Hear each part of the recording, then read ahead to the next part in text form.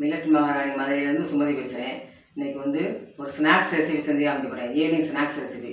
இப்போ ஸ்கூல்லேருந்து வர பசங்களுக்கு ஒன்றும் வீட்டில் இல்லைனாலும் டக்குன்னு ஒரு 5 நிமிஷத்தில் செஞ்சு கொடுக்கக்கூடிய ஸ்நாக்ஸு, ஈவினிங் ஸ்நாக்ஸு. அதுக்கு என்னென்ன பொருள் தேவை, செய்முறை என்னென்னு பார்ப்போம். வாங்க வீடியோ.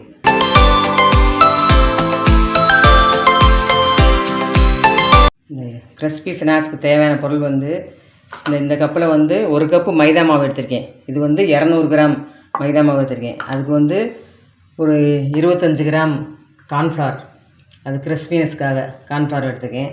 அதுக்கு வந்து அப்புறம் பேக்கிங் சோடா வந்து ஒரு அரை ஸ்பூனு, ஒரு 1/4 ஸ்பூன் மஞ்சள் தூள், அப்புறம் உப்பு, இதெல்லாம் தான் தேவை. இது வந்து பவுட்ரு சுகர், அது வந்து 100 கிராம் பவுட்ரு சுகரை எடுத்து வச்சுருக்கேன். இப்போ இந்த மைதா மாவு பவுல் இருக்குல்ல, அதுலேயே இந்த கார்ன்ஃப்ளவர் மாவு சேர்த்துக்கிறேன். அப்புறம் பேக்கிங் பவுட்ரு, இந்த மஞ்சள் தூளும் சேர்த்துக்கிறேன். அப்புறம் தேவையான உப்பும் சேர்த்துக்கிறோம். இதெல்லாம் சேர்த்துட்டு நல்லா கலந்து விட்டுட்டு அதில் ஒரு ஸ்பூன், ஒரு டேபிள் ஸ்பூனு நெய் போட்டுக்கிடுவோம். ஒரு ஸ்பூன் நெய் கலந்துட்டு அப்புறம் அந்த சுடுதண்ணி இருக்குல்ல, அதை வந்து கொஞ்சம் கொஞ்சமாக ஊற்றி டைட்டாக, சப்பாத்தி மாவை விட கொஞ்சம் டைட்டாக பிணைஞ்சிக்கிறணும். வெதுன்ற தண்ணி ஊற்றி சேர்க்குறேன். நல்லா பிணைஞ்சிட்டேன். இதை கொஞ்சம் அழுத்தம் கொடுத்து ஒரு 5 நிமிஷம் இப்படி அழுத்தம் கொடுத்து பிணைஞ்சிக்கிடுவோம். இந்த கவுண்டர் டாப்பில் தான் இப்போ தேய்க்க போகிறேன். நல்லா சுத்தமாக இதை நீட் பண்ணி வச்சுட்டேன். இந்த தரையை நீட் பண்ணி வச்சுட்டேன். இப்போ 3 டிவிஷன் நான் இதை பிரிச்சுக்கிட்டேன். ஃபஸ்ட்டு ஒன்றா தேய்ச்சிக்கிறணும். கொஞ்சம் அதுக்கு தேய்க்கிறதுக்கு கொஞ்சம் மைதா மாவு போட்டுக்கிறேன். இது நல்லா எவ்வளவு தின்னாக தேய்க்க முடியுமோ அவ்வளோ தின்னாக தேய்ச்சிக்கிறணும். அப்போ தான் ஸ்நாக்ஸ் நல்லா ரொம்ப கிறிஸ்பியாக வரும். இப்போ ஒரு கத்தி எடுத்துக்கிட்டு அதை அப்படி கீறிக்கிறோம். இதை வந்து உங்களுக்கு விருப்பமான சைஸில் கட் பண்ணிக்கலாம். டைமண்ட் ஷேப்பில் கட் பண்ணலாம், அல்லது ஸ்கொயர் ஷேப்பில் கட் பண்ணிக்கலாம்.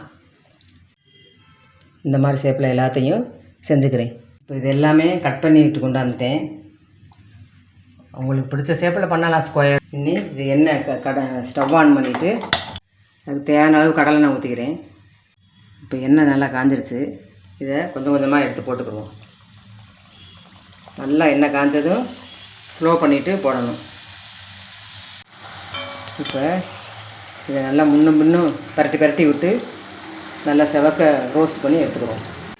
இப்போ இது நல்லா கிறிஸ்பியாக ரோஸ்ட் ஆகிடுச்சு. வெளியில் எடுத்துக்கிடுவோம். இப்போ எல்லாமே பொரிச்சு முடிச்சிட்டேன். அடுப்பை ஆஃப் பண்ணிடுறேன். இப்போ இதை வந்து இந்த பவுலில் மாற்றிக்கிறோம். மாற்றிட்டு அதில் கொஞ்சம் கொஞ்சமாக போட்டு அதில் சுகர் சேர்த்துக்குவோம். பவுட்ரு சுகர் சேர்த்துக்கிறோம். சுகர் சேர்த்துக்கிறோம். உங்களுக்கு இனிப்புக்கு தேவையான அளவு சேர்த்துக்கலாம். பசங்களுக்கு எவ்வளோ இனிப்பு வேணுமோ அவ்வளோ சேர்த்துக்கலாம். இப்போ எல்லா பக்கமும் பவுட்ரு சுகர் படுற மாதிரி போட்டுட்டு எல்லாத்தையும் போட்டு குலுக்கிட்டேன்.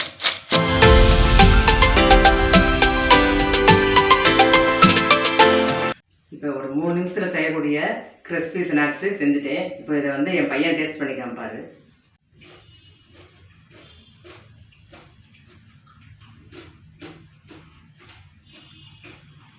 எப்படி இருக்கு?